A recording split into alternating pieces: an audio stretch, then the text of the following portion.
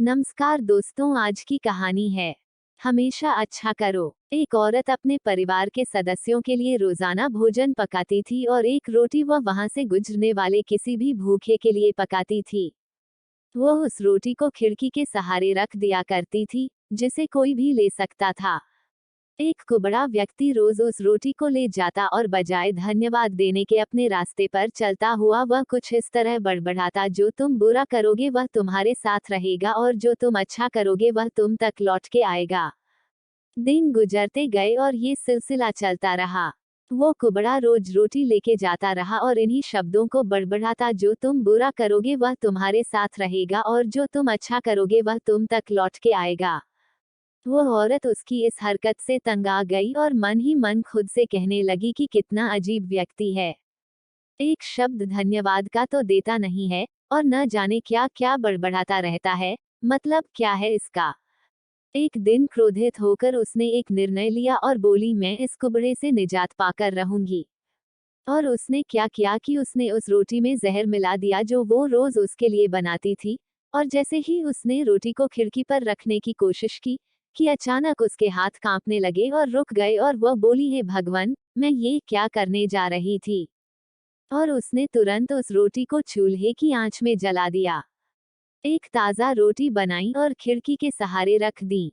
हर रोज जब वह महिला खिड़की पर रोटी रखती थी तो वह भगवान से अपने पुत्र की सलामती और अच्छी सेहत और घर वापसी के लिए प्रार्थना करती थी, जो कि अपने सुंदर भविष्य के निर्माण के लिए कहीं बाहर गया हुआ था।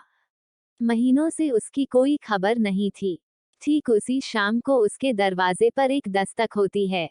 वह दरवाजा खोलती है और भौंचक्की रह जाती है। अपने बेटे को अपने सामने खड़ा देखती है। वह पतला और दुबला हो गया था। उसके कपड़े फटे हुए थे और वह भूखा भी था। भूख से वह कमजोर हो गया था। जैसे ही उसने अपनी माँ को देखा, उसने कहा, माँ, यह एक चमत्कार है कि मैं यहाँ हूँ। आज जब मैं घर से 1 मील दूर था, मैं इतना भूखा था कि मैं गिर गया। मैं मर गया होता, लेकिन तभी एक कुबड़ा वहां से गुजर रहा था। उसकी नजर मुझ पर पड़ी और उसने मुझे अपनी गोद में उठा लिया। भूख के मारे मेरे प्राण निकल रहे थे। मैंने उससे खाने को कुछ मांगा। उसने निसंकोच अपनी रोटी मुझे ये कहकर दे दी कि मैं हर रोज यही खाता हूँ, लेकिन आज मुझसे ज्यादा जरूरत इसकी तुम्हें है, सो ये लो और अपनी भूख को तृप्त करो। जैसे ही माँ ने उसकी बात सुनी, माँ का चेहरा पीला पड़ गया और अपने आप को संभालने के लिए उसने दरवाजे का सहारा लिया। उसके मस्तिष्क में वह बात घूमने लगी कि कैसे उसने सुबह रोटी में जहर मिलाया था।